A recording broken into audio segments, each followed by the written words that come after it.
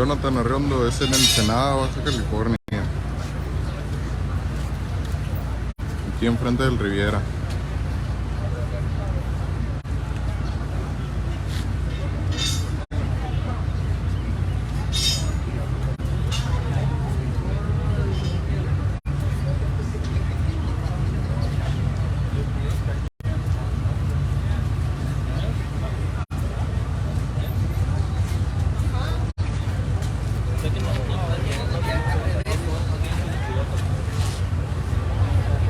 La revisión empieza ahorita a las 8 de la mañana y se termina a las 5 de la tarde.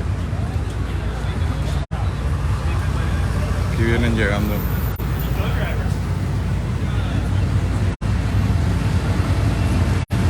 Kevin, te quedas aquí. Si yo no estoy, haz el jale. Mover los carros. Pon atención a lo que va a tener.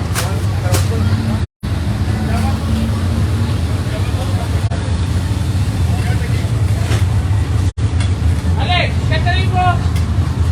¡Que se mueva!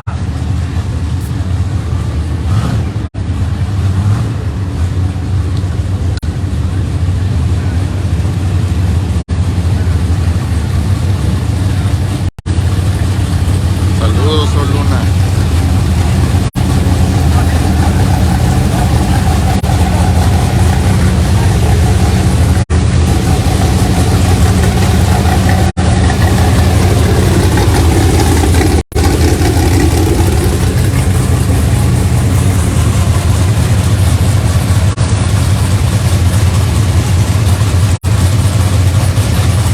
Saludos hasta Loreto, Baja California Sur.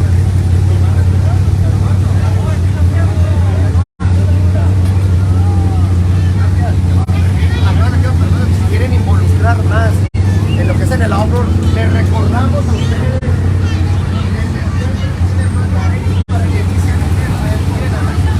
voy a mostrar, aquí está, miren aquí, el R1 que aquí lo tengo en pantalla.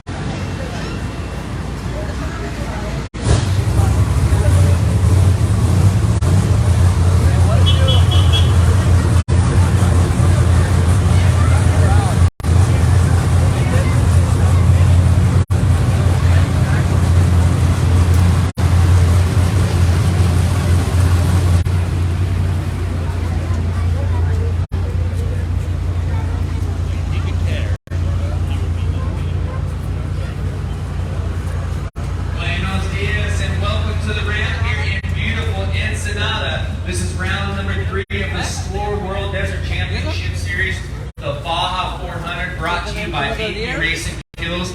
I'm standing here with my co-host Dave Arnold and a legend in the sport right here, Off-Road Hall of Famer Kurt Leduc. Kurt, it is such an honor to have you be our Grand Marshal this year. You said, you know, I'm starting to feel old now, I'm Grand Marshal, but you still got a lot of racing left. So how you feeling? It's an honor to have you down here. It's awesome. You know, anytime I come down to Baja, Mexico, to Ensenada, and see my friends and the competitors, and the level of the all-wheel drive cars has just exceeded anything everybody could imagine. And let's talk about that real quick. We were talking about the all-wheel drive cars, how much faster they are, and we're going to have our top 10 qualifiers from 2 days ago. Wednesday we had qualifying for our Class 1 TTs and the specs, but a couple of those spec trucks, two-wheel drive, lower horsepower, made it up into the top 10. I know we thought that was pretty amazing. It is, and looking at the footage from the in-cars, there was a lot of high-speed running as well, so my hat's off to them, too, the spec guys.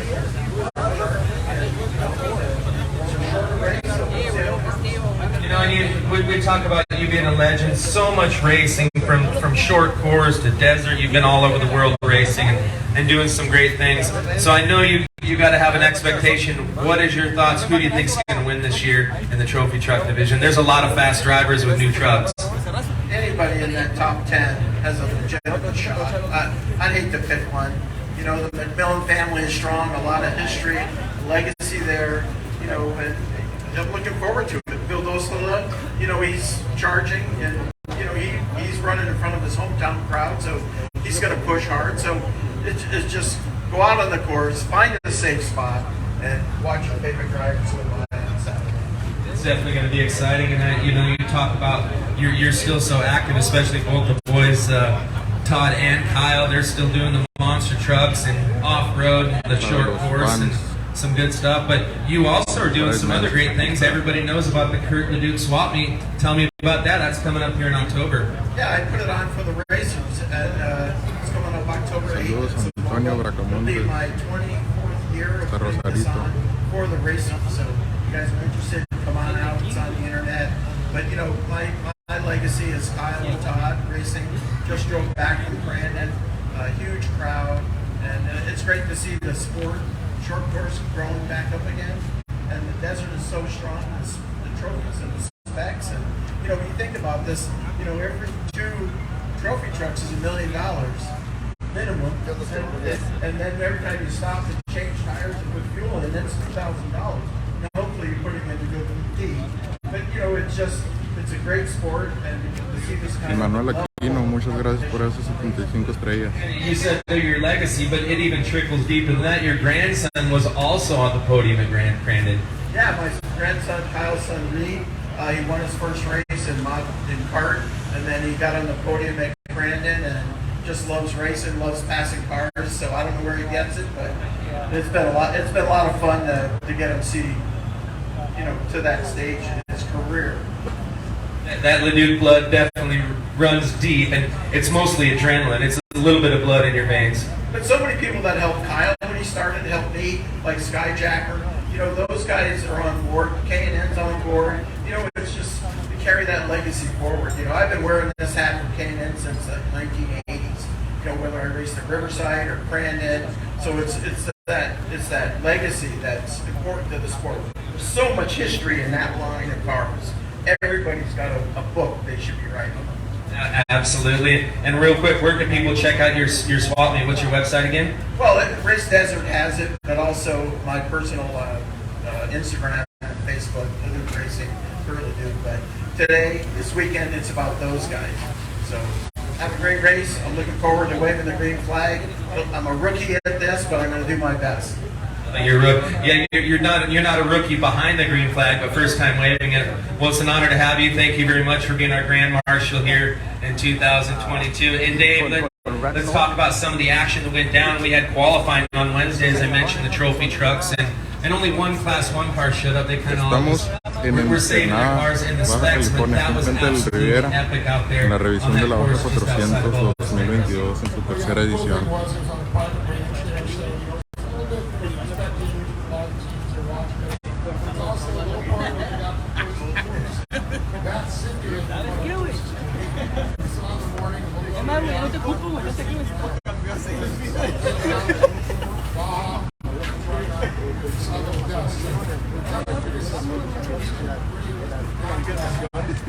Well, yeah, definitely going to be some great racing out here. I know these guys will be doing a lot of pre-run. It started out, as you mentioned, last week. It was really muddy down here in Baja. They had Hurricane K came through. So we're getting ready to kick this thing off and talk to our #1 qualifier. Well, he's not in the truck, but Luke McMillan's going to be our first truck coming up here. So stick around. We're going to interview all the drivers here for the 2022 SCORE Baja 400 brought to you by BP Racing.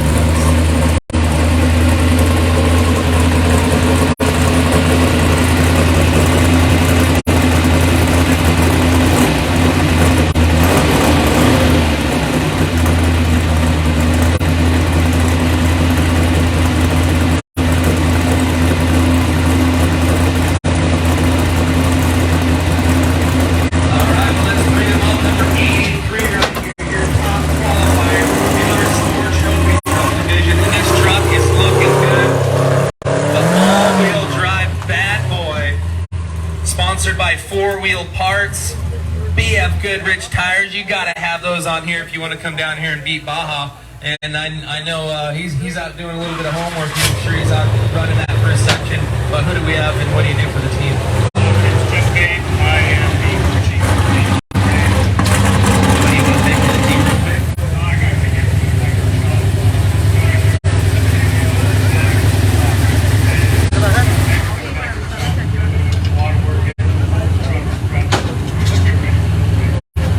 You guys definitely got it ready, right? On top right now, first off the line. That's got to feel good as a team. You know you did your job because you're not driving it, but you got this thing there. And as we all know, there's